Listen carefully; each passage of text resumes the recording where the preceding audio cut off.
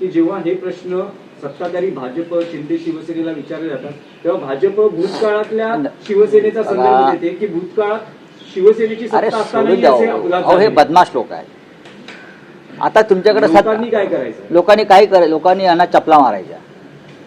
अहो गेले 6-7 महिन्यापासून तुमच्याकडे सत्ता आहे. त्याच्या आधी 3.5 वर्षे तुमच्या हातात सत्ता आहे प्रशासनाची आहे ना.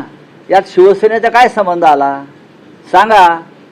तुम्हाला नाले सफाई करण्यासाठी जर तुम्हाला 25 वर्षापूर्वीचा इतिहास काढावा लागत असेल तर तुम्ही मुंबई महानगरपालिका चालवायला नालायक आहात. तुम्ही राज्यच करू शकत नाही महाराष्ट्रात आणि शहरामध्ये.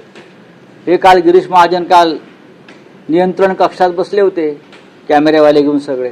हे काम आहे काय अशा पद्धतीने?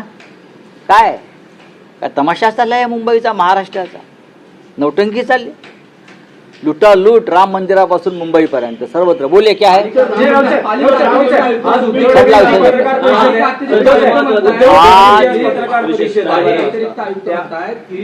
या सगळ्या घटनेमध्ये आम्ही वर्क ऑर्डरच दिलेलं नव्हतं कालच्या मॅनहोलच्या प्रकरणामध्ये.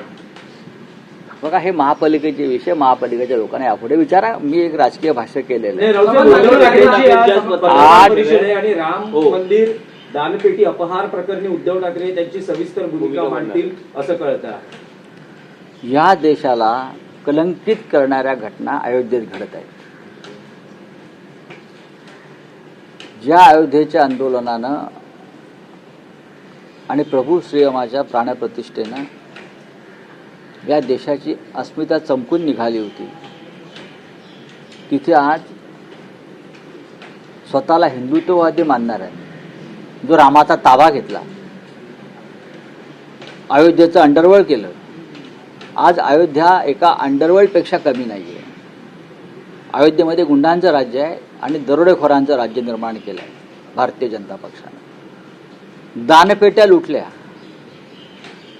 दानपेटीतून थेट 550 कोटी रुपये लुटले. हे उघड झालंय. आणि हे सगळे लुटमार करणारे लोक भारतीय जनता पक्षाशी संबंधित आहेत.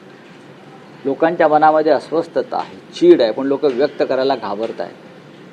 ब्रजभूषण शरण सिंग, बागेश्वर बाबा यांनी सांगितलंय बोललो तर आमचे प्राण जातील. एवढी दहशत कोण आहे? अयोध्येच्या अंडरवर्ल्डचा दाऊद इब्राहिम कोण आहे?